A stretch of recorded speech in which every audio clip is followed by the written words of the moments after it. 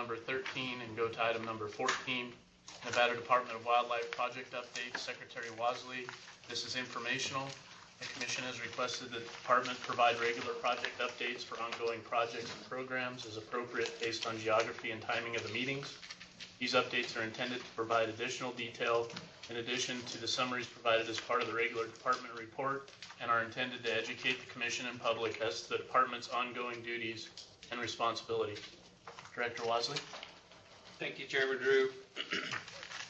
As the agenda item description kind of indicates, we've been trying to take advantage of different audiences, different participation in the geography of the state to expose the Commission and the CAB members and any interested publics to the responsibilities, roles and responsibilities of the Department beyond some of the high-level issues that we deal with. Today, we'd like to get your attention and shed some light on our water development program. Our water development supervisor, Clint Garrett, is here from Winnemucca. I don't know if he has a presentation or if you had anything to enter. He does have a presentation. Would it be best if the Commission sat in the front row? And so we'll get on the other side of the table and give Clint the opportunity to share some of his knowledge and insight to the state's water development program. Wonderful. Mr. Garrett, welcome. We'll switch sides of the table and let you present, and then we'll beat you up on questions. Don't be too rough. No promises.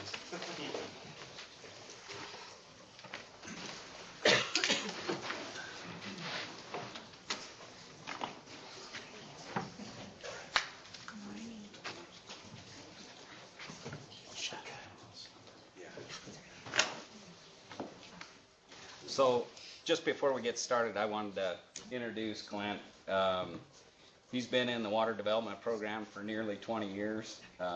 He has taken this program and developed it into something that is a pride of the department across the state. His efforts have definitely taken the volunteer enthusiasm and helped focus it and develop this into a program that is self-sustaining and has had immense success and impact on wildlife populations across the state, both game species and non-game species. So just wanted to open up this opportunity for Clint to share his experiences and his background with the water development program in the north. We do have a program identical to what he will briefly overview that's in the southern region, and so maybe in the future we can give you a little bit more information on that. But this one will be towards the north, but I wanted to present Clint and give him this opportunity. So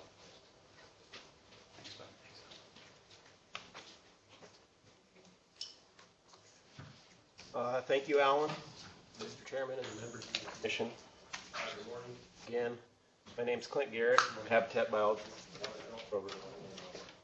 Today I'm here to give you a brief overview and update of the NDOW Water Development Program, specifically guzzlers in the northern portion of the state, which is my area of responsibility.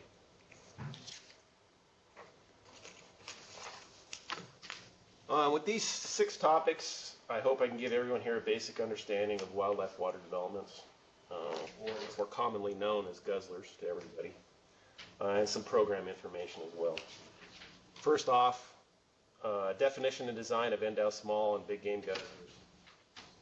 Our current known guzzler numbers and NDOW's water development workforce.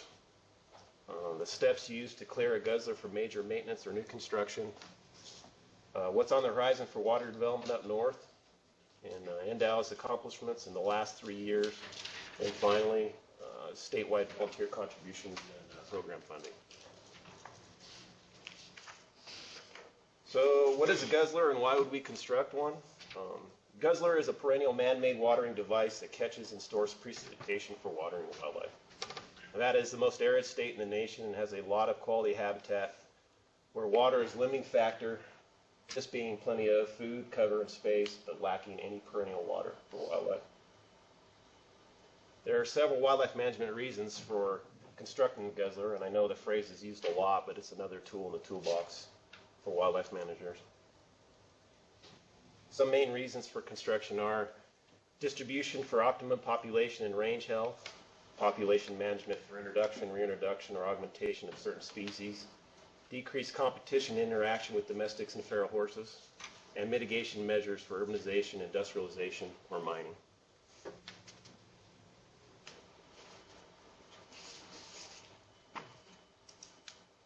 Other designs have been used in the past, and there are current similar small game designs which have larger catchment and more storage.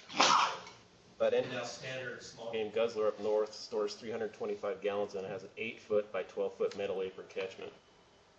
The entire guzzler with fence after construction encompasses roughly 500 square feet.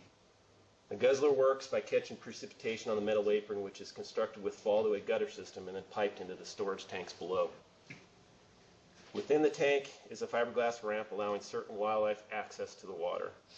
The access opening between the lid and the ramp, as well as the barbed wire fence surrounding the guzzler, allows only smaller sized mammals and birds access to the water, thus the name small game guzzler. This guzzler design requires little or no maintenance on a yearly basis and has proven to be successful management tool specifically for partridge and quail throughout Nevada.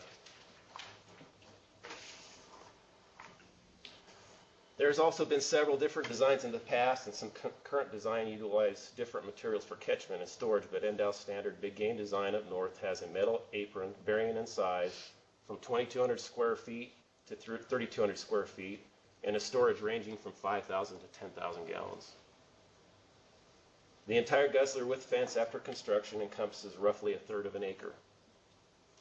The guzzler works by catching precipitation on the metal apron, which is constructed with fall-to-a gutter system and then piped into storage tanks underneath the apron. The tanks and drinker are buried and plumbed together on the same level with the manifold system made of high-density polyethylene pipe. On average, the drinker is placed 70 to 100 feet from the apron and tanks for access by wildlife. A pipe rail fence is constructed around the drinker to keep out adult cattle and feral horses. Unlike small game guzzlers, the big game guzzlers allow all wildlife in the area to utilize them, but are designed specifically for larger sized game animals. Thus the name Big Game Guzzler. This guzzler design requires little or no maintenance on a yearly basis and has proven to be a successful management tool specifically for bighorn sheep throughout Nevada.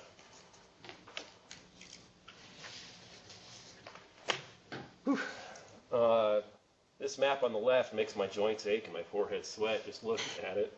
But currently, there are a total of 1,719 guzzlers built on Nevada's landscape. This map shows the current numbers and location of the guzzlers within the state. Of those 1,719, 427 are big game guzzlers and 1,292 are small game guzzlers. There are 521 guzzlers in the southern portion of the state, which is NDOW's southern region, and there are 1,198 guzzlers in the northern portion of the state, which is NDOW's eastern and western regions. There are 2 full-time crews responsible for the construction and maintenance of these guzzlers in the state. The southern crew is stationed out of Las Vegas, and the northern crew is stationed out of Winnemucca. Each crew is comprised of a habitat biologist and 2 wildlife area technicians. Also this year, 2 college students were hired as summer seasonals up north for small game guzzler maintenance. The map on the right was developed in coordination with all the NDOW biologists a few years back, which depicts all of the areas within the state that we deem to have guzzler potential. Basically, some of the most arid areas within the most arid state. Our current guzzler locations and distribution, as well as our ongoing work, track it fairly closely.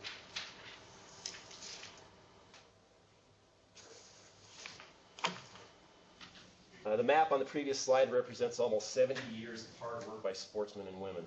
But before any ground disturbance for guzzler construction can happen on public lands, NEPA clearance must be done first. Most of my experience on public lands has been with BLM and to a small extent the Forest Service. So I'll reference the process I've gone through with the BLM. First off, a guzzler need is identified by the NDOW Water Development Biologist or NDOW Area Game Biologist. A site or sites are then selected by the NDOW biologist and BLM wildlife biologist in the best suitable habitat available depending on the target species.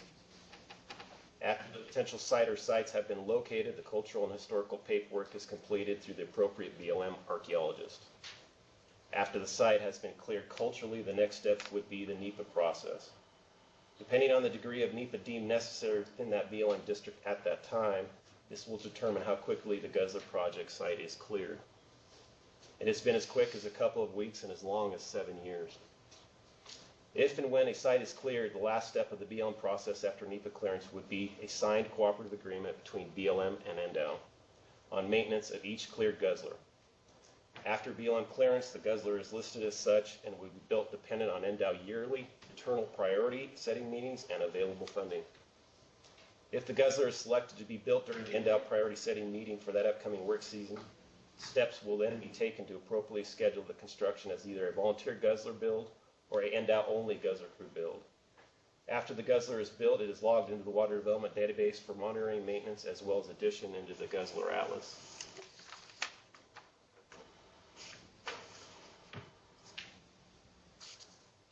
Even though the NEPA process can be cumbersome and lengthy at times, we currently have 18 cleared guzzler projects ready to build within 5 BLM districts up north. Cherry Creek Steptoe in the Ely district is a rebuild, but the rest are new builds. When and which ones are to be built next is determined during our internal setting process. This year it looks like that meeting will happen early next month. With available funding, it looks like the program will be able to build or complete major maintenance on or up to 24 big game guzzlers and conduct inspections, maintain and complete repairs on up to 400 small and big game guzzlers statewide this year.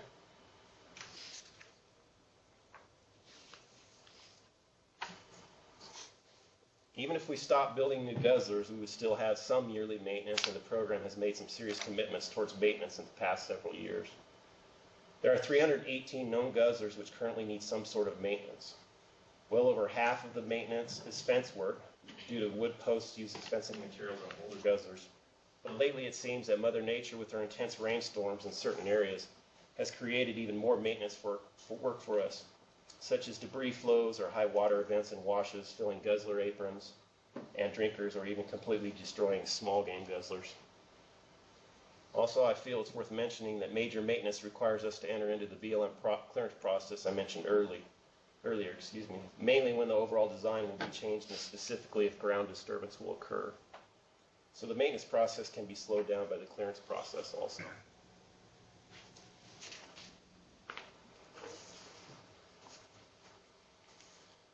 During fiscal year 2014, Senate Bill number 134, SB 134, was passed, which states legislation for temporary water permitting for livestock, fence construction and maintenance on guzzlers, and signage of all NDOW's guzzlers with contact information for maintenance on or before October 1st, 2014.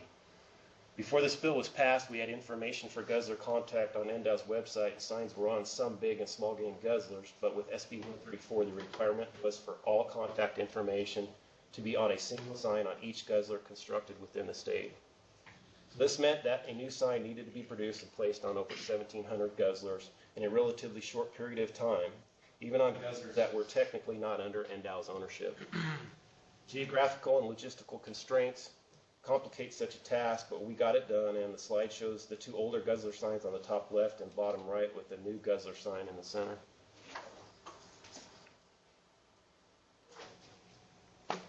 Getting ready for this PowerPoint, I ran across this photo and I thought it was kind of funny. It's definitely creative. This guy or gal deserves some serious kudos. Anyone that's willing to use their license plate to fix a guzzler and risk a ticket deserves a job on the guzzler crew.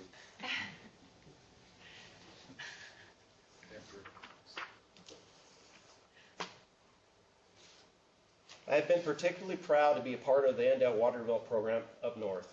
I feel that even with the hurdles that are placed in front of us at times, we are and have always been extremely productive, especially on years when we are fully staffed like the last 3. I feel that the 2 crew members I work with, which are Eddie Willis and Cole Houston, have been working very hard to produce a 3-year average, which is 8 new big game guzzlers, 4 big game rebuilds, 16 big game fence rebuilds, 8 small rebuilds, 472 guzzlers evaluated or maintained, and over 20,000 gallons of water hauled. Not sure who the girl is in the photo, but it's always inspiring to see those younger helpers and generation out there on a guzzler project.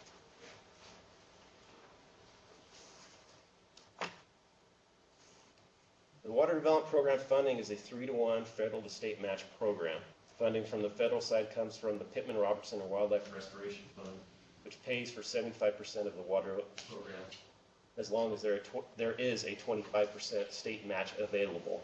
The state match has been coming from Nevada's sportsmen and conservation groups in the form of volunteer hours and miles, as well as cash and non-cash donations. Heritage Program funds and Upland Game Stamp funds also contribute to the state's match for the program. For this fiscal year 2016, the statewide program budget is $1.9 million, with a needed state share of $476,000.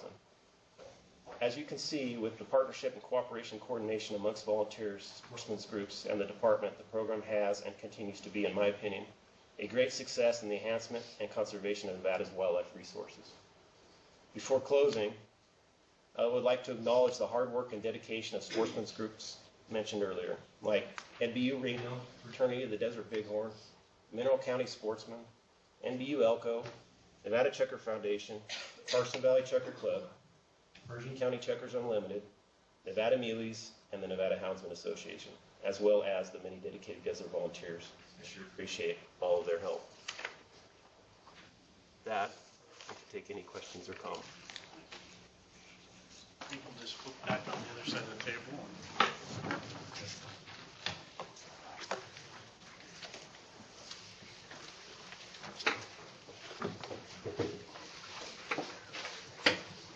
I think while everyone's getting situated, I'll just mention I had the opportunity as a seasonal with the department to work with Clint, and that was a privilege. And I've also had the opportunity to volunteer on a number of projects, and there's literally a lot of blood, sweat, and tears that go into each individual project. But having seen it for a lot of years, Clint, I think there's a lot of folks that don't understand all the planning and things and so on. So I wanted to thank you personally, and also a big thank you to all the sportsmen and conservationists who over the years have volunteered for even one project, whether that or supporting banquets and things that go to fund those projects. It is an inspiring thing to see, to be on one of the projects, and I'd encourage folks to get out and see them for themselves if they haven't had the opportunity to get out on a build. So with that, I'll open it up to questions for Mr. Garrett. Mr. McNinch? Thanks, Mr. Chairman. So Clint, you mentioned on your repairs and when you have to go out and do work on them, you have to go through the legal process again. Yeah, whenever there's basically any ground disturbance, especially if it's major, I consider any major maintenance that when you have to dig up the tank, rebuild it, or in certain districts, they actually ask for design changes too. So if fence work is always constant for us. And if you're trying to change just the fence and a barbed wire and it's dilapidated and the papilla cores are laying on the ground, a lot of times we have to get clearance just to rebuild the fence. So That's kind of where I was asking Yes. the question, is I noticed the metal fencing that had been washed out, and that's going to require, because you're going to redo your fence, and that's going to require some kind of NEPA clearance. exactly, and I feel that coordination, communication, and contact with the BLM agencies, districts that I work with, I value very highly. So I want to let them know as much of what's going on out there and what we're doing as possible. So on a lot of those events, I just, it doesn't hurt to just double check with them, see what they think, what process should we go through. Is it basically a categorical exclusion? What is it? What do we need to do? And then proceed from there. But like I mentioned before, I mean, we have some of these rain events, Mineral Church, Lander, where they're washing out roads, we have debris slides and stuff like that, and it's ongoing. So, some certain situations need it and some don't, and it'd be Your approach different. and attitude towards it, there would be some frustration level with that, so I appreciate Okay, okay. Additional questions or comments by the commission? Director Wasley? I'll wait. Commissioner Bliss had raised, I'll wait till we're done. Commissioner Bliss, go ahead. Thank you. I like to mimic a lot of what Jeremy said, and how much I appreciate all your guys' hard work and efforts and the volunteers. And I too have been able to help with some of the projects, and it's very rewarding to build a project, but then to go back and see the wildlife that's using it from elk, deer, rabbits, squirrels, lizards. I mean, it creates a whole abundance of critters around there that birds, and it's a neat deal and neat thing to be a part of. And so I appreciate that. The one question I have for you too is, in the slide, I didn't see any recommendation out of the BLM district, or I'm particularly talking about the Eureka County Advisory Board has been working really hard trying to get some projects done. And I know I was in a meeting with you and the County Advisory Board about picking out locations. The advisory board members that went out and looked. I personally went out with area biologist and picked out a couple sites. But it's been an ongoing process for quite a while, and it doesn't seem like those projects are getting off the ground. And I know that when you did your flights, you looked at some possible sites and you did some other stuff. So I'd like just an update on where those projects are, or if they are on the books to get done. Sure. Actually, I went out with biologist pod boarding, I want to say about a month and a half ago. We looked at Lone Mountain. I had established 5 locations on Lone Mountain for small game targeting checker partridge. Then we went out also and located a big game site on Lone Mountain, specifically for mule deer. And then we went out to Sulphur Spring Range and looked at the Table Mountain existing unit that was out there. That unit doesn't have a collection. It's basically a haul to site. It's got, a storage tank of, I don't know what it is. Yeah. And then it's got a float valve drinker, which has proven to be just not reliable at all. So with that, after Mike Podborn and I looked at that, we decided, well, we're best probably to try and contact BLM to remove that site, locate a new site that is pretty much to the west and southwest off an open toe slope from that site. So we do have those locations going for us right now. One thing that is another consideration and concern for us with moving forward on that is the fact that BLM is pretty limited in their availability to work with the clearance process on that with me. So I'm a little limited there on who to contact and what to do there. A lot of my time has been spent in the Ely district just recently too, just because they've had the manpower and the availability and the time to go out and get stuff cleared fairly fast. So I mean, there's like 19 projects we have in the books right there adjacent to you guys. I know that doesn't really answer the Eureka County question, but right now with our limited work power too, I got to work with the districts that have the manpower capability to work with right now too. And in that relationship, if you get somebody that you can work with and get some stuff cleared pretty fast, we've always taken that avenue. Get this cleared, this ready to go. Maybe we have a hurdle here. Let's wait to take that hurdle, but get this done first. And it's one of those deals where you're trying to just adjust to what's available to you and who can help with the clearance process. So you're dealing with that a lot. Yeah, and I understand the process, that process. But I know that the CAB and some of the folks in the county have been willing to step up with some funding to try to hire an outside source to do those clearances that the BLM would accept. And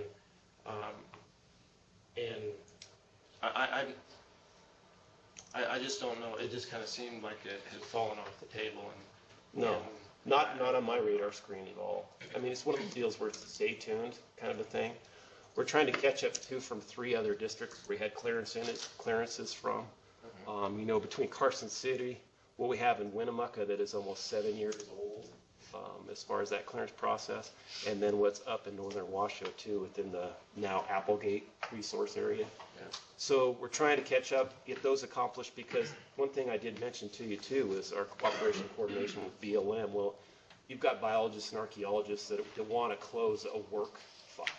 They're wondering what we're doing too. If you leave 1 or 2 guzzlers hanging out in maybe a 10 or 15 guzzler cleared package, you're kind of leaving them hanging, not knowing what's going on. So you're trying to wrap that up and move on in some sort of a fashion that's hopefully logistically and financially capable of doing it, and move on to the next site. By no means have I forgot about Eureka and what we've talked about and the maps we've produced and what we've gone over. It's just a matter of getting out there, getting that done, having the time available to get out there and start with that, and then start that more of a working relationship with the Battle Mountain BLM and getting somebody who wants to step forward with that I can work with. Yeah, and with that being said, Lester Porter, the chairman of the Eureka County Advisory Board, has a fairly good working relationship with the BLM district. They've been currently working together on PJ projects and getting stuff cleared to do a bunch of PJ work south of town, and so there is a pretty good working relationship going on there right now, and I think it'd be beneficial to keep that going. Sure, and I believe a lot of that was with Mike Staum, and we were talking about developing 2 different EA packages somehow with that, the PJ restoration or an encumbrance. I just kind of do a different Okay. deal. Yeah, I'll catch you up. Okay. Later at a different point, but I'd offer whatever I could do to help in any way to speed that process up. I would encourage. Thank you. I would do that. The other quick thing, is some over there in the White Pine District, the Kimberly Mountain. There's 3 sets of guzzlers on the copper flat side, and then there's the one on the back side. Each year, those guzzlers, the elk drink goes down to next to nothing, and then we get saved by a rainstorm, and it's been lucky. I mean, I was at those guzzler sites this year, and there was a couple inches of water in them, and there's no other water unless they go down to the mine down there available. And I talked to the local Mr. Podborny about adding a 3rd tank to those guzzlers to try to keep up with that demand that's there.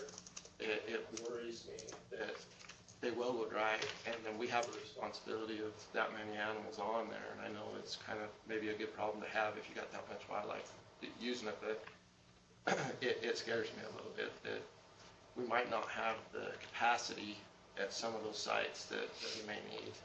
Sure. No, I completely understand your frustration. I mean, I deal with it every day.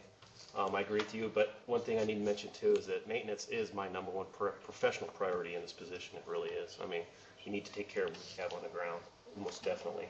The situation with those guzzlers it's a generational thing. I mean, one thing I didn't mention either is that there's, a lot of biologists for the last 70 years that have helped with the program. It is where it is because of their efforts, but it's a learning game as well too.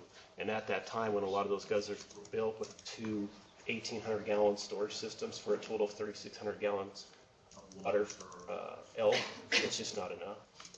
Okay, so I understand that, and then the other thing is that those aren't just the locations that need that type of help. There are several of those throughout the state, but it's like I mentioned before in the slide. I mean, you got to go through a clearance process to hit every single one of those. We're dealing with workload that revolves around small game, big game, issues like that, and new guzzlers that are needed. So you're just doing doing a juggling act for the most part too, and they are noted within our database as such and needing that type of help. It's part of the number that I showed you folks today. It's in there. It's just getting to it, getting it cleared, and then prioritizing and getting it built within that year and fixing that issue. But there's the philosophy and the generational change up to date is definitely don't build anything under 10,000 gallons for sheep or elk anymore. I mean, that's just where we're at. And some of those we just have to go back and correct and do maintenance on and put restored. And if the precipitation level is appropriate, no catchment, but they even added catchment too. So it just depends on the site. Thank you. And again, thank you for what you do for all of our wildlife. Thank you. Appreciate it, really do. Additional questions? Mr. Chairman, I feel for him. Commissioner Valentin? Mr. Garrett, you mentioned needed state funding of $476,000. Is that for the coming fiscal year? Yes, it is. And can you kind of describe where that funding comes from? Yes, it comes from volunteer hours, miles, cash, allocation, heritage.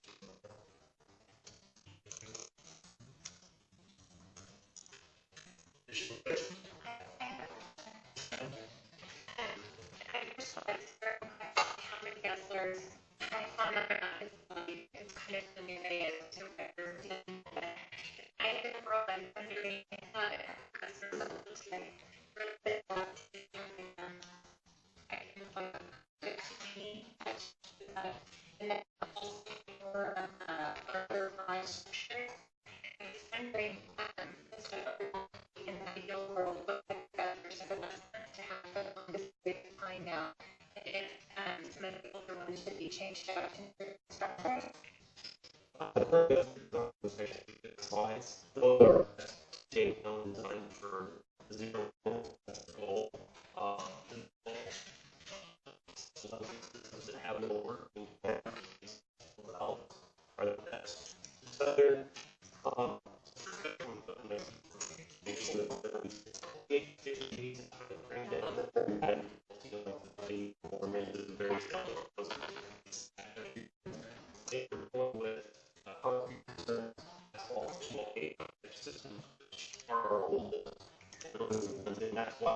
this was voted by the game and improve the size.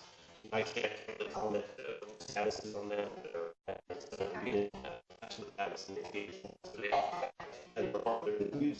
There's a huge number that was like that. What the difference today, we had major issues more than anything was, maybe it doesn't, so maybe it was had on and we thought they brought some flow out and then that would thaw out and they would overflow.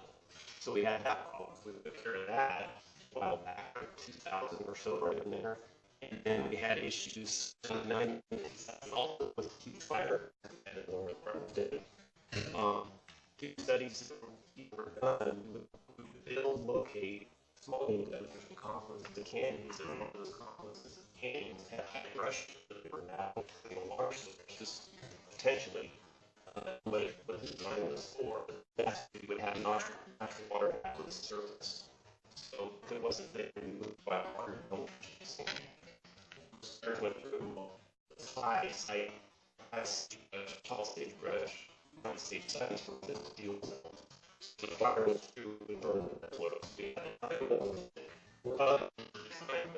Just burned. And so that's a really good there. And 130 years. As far as another design for small game, you didn't have that design on this pool. Stop. Very few. And some of those are silent. But we're at a point now where we need to determine what we need to improve. We're at very few up north.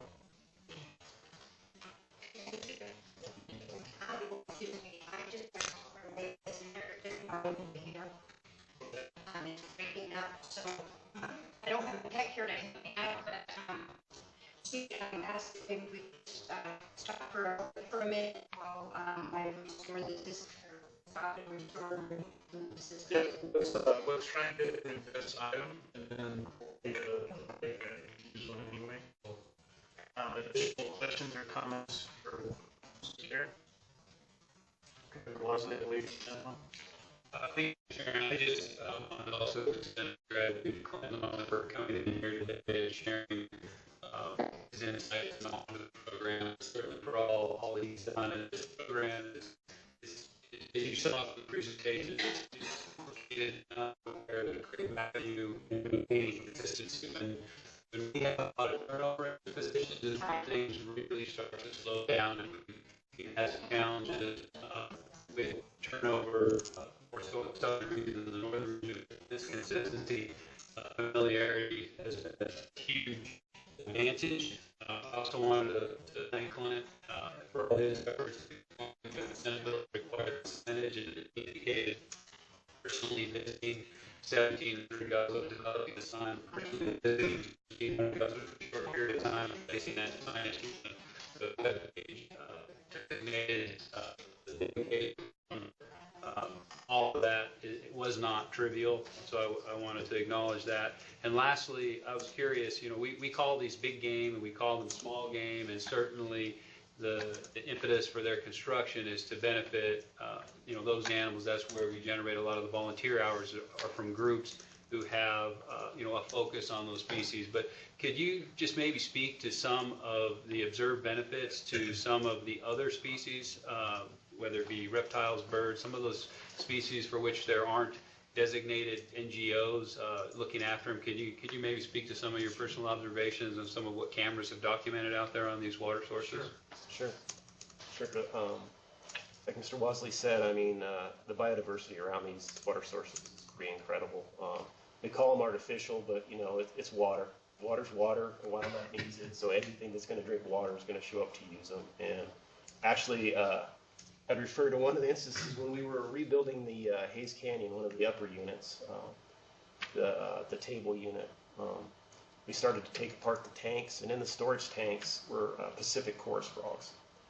So where they came from in the flat in Surprise Valley up to Hayes or the most closest adjacent water resource or riparian area, I don't know, but it was a major venture to get up into to where they were. That's one of the most unique species I've seen at a guzzler. To actually be existing inside the tank like that was pretty phenomenal. You know, bats are a huge deal. You don't hear about that a lot. Any open water surface, water source, because they water on the wing like that is huge.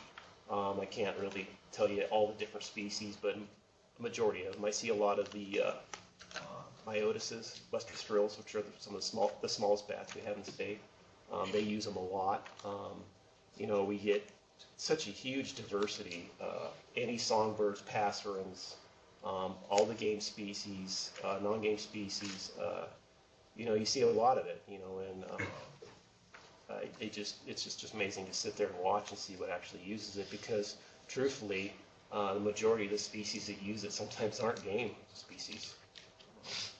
You know, they're non-game species that use it. So their importance is pretty incredible on that side too. I appreciate you bringing that up because, you know, you don't see that. I mean, when you see pictures, usually like represent, it's usually of a game animal or game species using the water source. But you just need to sit there for a little while and watch, you know, especially during the hot season use. You'll see it. It's apparent. So. Thanks, Glenn. Additional questions or comments? Thank you again, Clint. Appreciate you coming up and appreciate the presentation.